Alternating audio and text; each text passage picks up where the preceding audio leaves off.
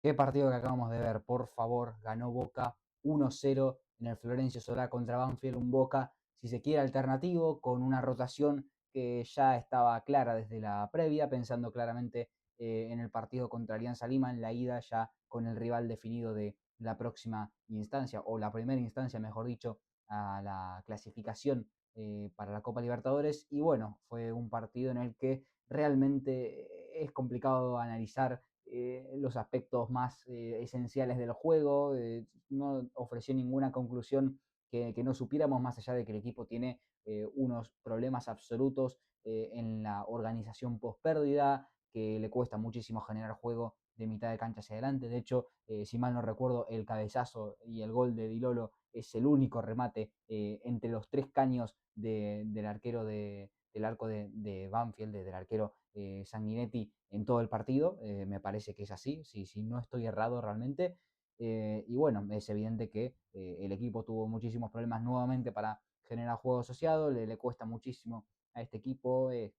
contra un rival que salió a presionar desde el primer minuto. Era muy marcada la intención de Boca de justamente atraer esa presión para a partir de ahí circular y buscar encontrar esos espacios a la espalda de la segunda línea particularmente. Banfield que presionaba en un 4-1-3-2 si se quiere, con uno de los volantes más posicionales y el otro desprendiéndose para buscar presionar a Rey Domenech. Un Rey Domenech que alternó buenas con malas, que por momentos le costó superar la presión y en otros lo hizo bastante bien. Es lógico en un chico al fin y al cabo de 18 años que está disputando sus primeros partidos que veamos un rendimiento más fluctuante, ¿no? Por supuesto que a Boca le costó ese contexto, si bien en muchos momentos encontró esos pases entre líneas a la espalda ya digo, de los volantes de Banfield que saltaban a presionar muy alto, pero está claro que los primeros minutos fueron de absoluto dominio de Banfield, o de absoluto dominio quizás no, pero sí que claramente se veía que Boca no jugaba lo que quería y era Banfield el que imponía condiciones. En los últimos 15 minutos hubo un movimiento, si se quiere, clave, con el enroque posicional de Velasco, que había partido por izquierda en un teórico 4-3-3, o bueno, en un claro 4-3-3, y Zenón, que había partido como interno por izquierda, ya con el punto de partida por dentro y no con la raya como orden, digamos, ¿no? Como referencia. Y hubo ese cambio en el que Velasco pasó a jugar por dentro, si se quiere, como una especie de interno de tercera altura más cerca de los delanteros, que realmente era más un enganche que otra cosa, y Zenón que jugó a perfil natural, con Ceballos también que se mantuvo en ese sector derecho en el que había iniciado el partido, y ahí se generó, si se quiere, una leve mejoría, pero insuficiente, porque al fin y al cabo los laterales de Boca eran Lautaro Blanco, que volvió a tener minutos después de un inicio en el que había sido prácticamente una ausencia en cada convocatoria, era claramente el tercer lateral izquierdo y hoy volvió a tener minutos y era su primera titularidad en todo el año, y Luis Advíncula que para el martes no podrá estar disponible por aquella recordada expulsión contra Cruzeiro, que bueno, fue en un torneo de Conmebol, así que se extrapola o digamos que se añade a esta seguidilla de partidos y es una sanción que deberá cumplir el peruano y por eso jugó. Pero al caso, el Blanco y Advíncula tienen como principal característica ofensiva el ser profundos y hacer la banda, algo que lo vimos muchísimo con Diego Martínez el año pasado, sobre todo en el primer semestre en el que tanto Blanco, sobre todo como Advíncula, habían sido tan importantes con esa profundidad exterior. Y el problema era que Boca tenía dos extremos a perfil natural, porque Zenón jugaba por izquierda siendo zurdo y Ceballos jugaba por derecha siendo diestro. Así que había como una especie de redundancia en la que Boca terminaba finalizando siempre con centros, sin volantes que tuvieran esa intuición para llegar y cargar el área. Se vio algo similar en ese sentido a lo que pasó contra Independiente Rivadavia. Si bien Boca tenía tres jugadores por dentro en distintas alturas, si se quiere, no tenía ninguno que sintiera realmente o tuviera ese oficio de volante llegador, de todo terreno, de hacer un ida y vuelta. Volvimos a ver a Nacho Miramón, por ejemplo, que también tuvo sus primeros minutos en todo el año como volante por derecha, como interno por derecha, como 8, si se quiere, una función en la que ya lo habíamos visto con Diego Martínez y con el propio Fernando Gago en su inicio de ciclo, y la realidad es que no funcionó, y hoy volvió a hacer un acto de presencia en esa función y tampoco volvió a funcionar. Creo que está claro que si un futbolista no rinde en un determinado rol en tantas ocasiones está claro que ya no es propia culpa del futbolista, sino del que lo encomienda a esas tareas, y es evidente que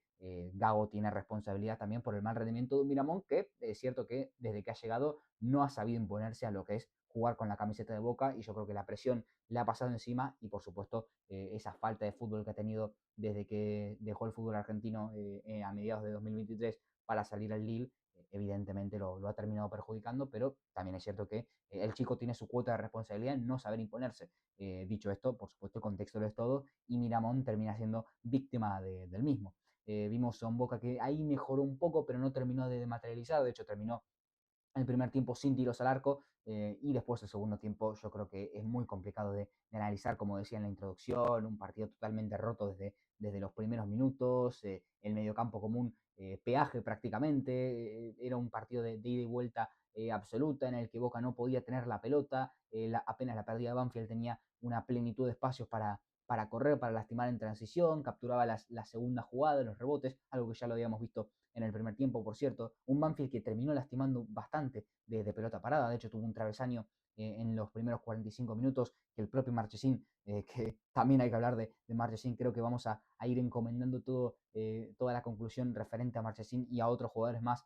para el final del video, pero el propio Marchesín termina salvando esa situación, y bueno, es un Banfield que evidentemente con sus armas, con una presión alta, con mucha intensidad, con el juego aéreo, como podía preverse, lógicamente, por un equipo que tiene una menor cantidad de recursos, uno de los equipos más pobres en cuanto a calidad futbolística general, a nivel individual, pero también colectiva en todo el torneo, si bien había tenido un buen arranque, pero está claro que el plantel de Banfield es muchísimo menor en cuanto a lo que se suele denominar como jerarquía y calidad respecto al de Boca, lógicamente, ¿no? Aún así lo terminó complicando, como suelen hacer los equipos cuando juegan de locales ellos contra un Boca que juega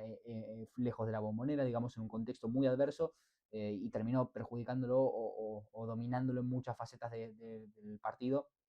justamente con eso, ¿no? Con ese juego más directo, agresivo, y una presión muy alta que lógicamente a Boca en muchos momentos le causó problemas y pérdidas que podrían haberse traducido en mayor peligro.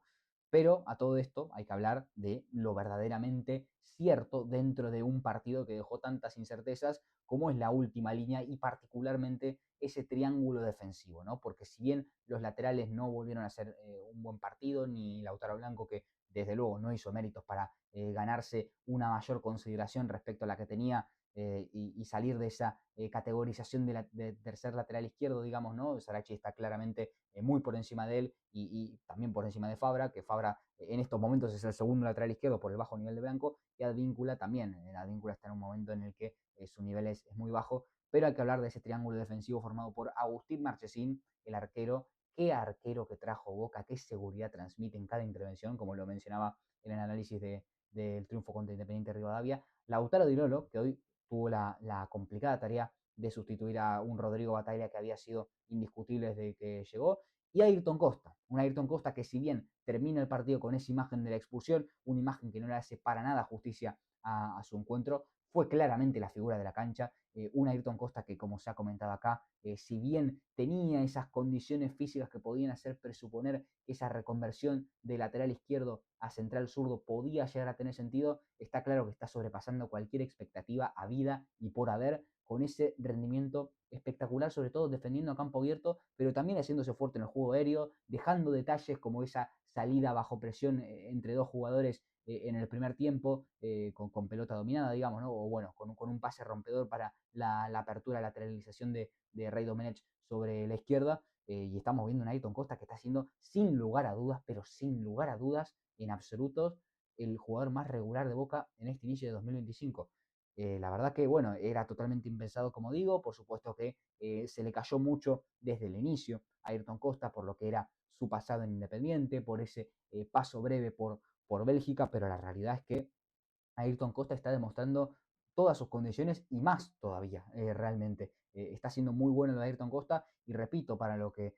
nos han escuchado en los últimos programas con Roberto el Flaco Fornés, que es bueno que sea así, porque las ausencias prolongadas de Rojo han motivado también a que Ayrton Costa sea más titular de lo que seguramente en un primer momento se esperaba, ¿no? Veremos qué pasa el próximo sábado contra el Dosivi, porque finalmente Costa fue expulsado, y tendrá que ser reemplazado. Y Boca no tiene un central zurdo per se, ¿no? Un central de perfil directamente zurdo que se sienta cómodo jugando en esa zona, más allá de un nombre que ya lo hemos repetido mucho acá con el Flaco, y es Mateo Mendía. Mateo Mendía, que no ha sumado minutos todavía en este 2025, pero que ha sido convocado en prácticamente todos los partidos, si no todos, y que es la alternativa más potable, si se quiere, para ocupar esa zona de central zurdo, pese a ser justamente diestro, ¿no? Pero bueno, creo que sería la alternativa más potable, también teniendo en cuenta de que Boca va a enfrentar un rival todavía más débil que este Banfield, un recién ascendido que está teniendo un inicio de campeonato muy, muy malo.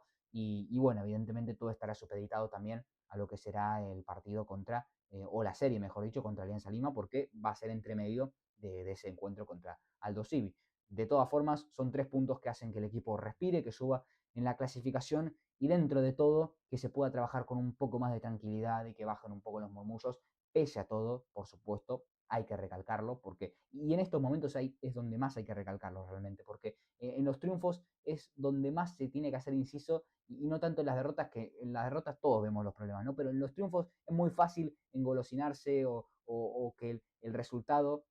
haga de sol y tape todo el bosque, ¿no? Y en estos momentos hay que decir que realmente Boca no juega bien, que Boca no ha encontrado para nada esa identidad futbolística, por supuesto que es lo que venimos diciendo acá en estos análisis post partido, de que es todo un tiempo, es todo un proceso, está claro, pero hay situaciones y hay indicios que se vienen repitiendo partido a partido y no hay atisbo de que se llegue a solucionar o se busque una solución, como por ejemplo la presión post pérdida. Realmente es increíble lo desorganizado que queda Boca en cada pérdida. No deja de sorprenderme, honestamente, y no varía en cuanto al sistema, porque es que se puede quedar mal parado con un 4-3-3, con un 4-3-1-2, con un 4-2-3-1, incluso con la línea de 3 en el fondo, que teóricamente te debería proteger más en zonas centrales, pero Boca queda mal parado prácticamente siempre. Siempre que presiona, por otro lado, ¿no? Porque es cierto que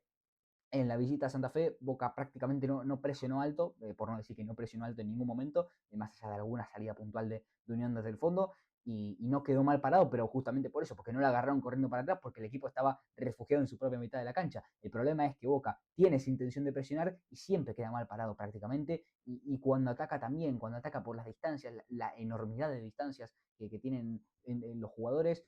siempre una pérdida es penalizada de gran manera, así que está claro, ese me parece el principal problema que termina afectando también a cómo construye el equipo el juego. Es cierto que con Palacios esa fluidez debería dártela un poco más, si bien hoy el ingreso de Palacios no fue del todo positivo, está claro que no termina de estar recuperado seguramente de ese cuadro médico que lo provocó su internación.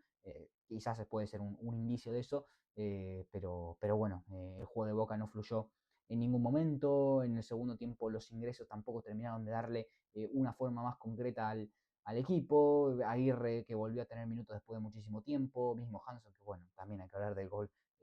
errado por Hanson, que realmente tuvo en vilo a Boca durante el final del partido innecesariamente, porque era aprovechar un error del rival en salida y sentenciar un partido que parecía que se destinaba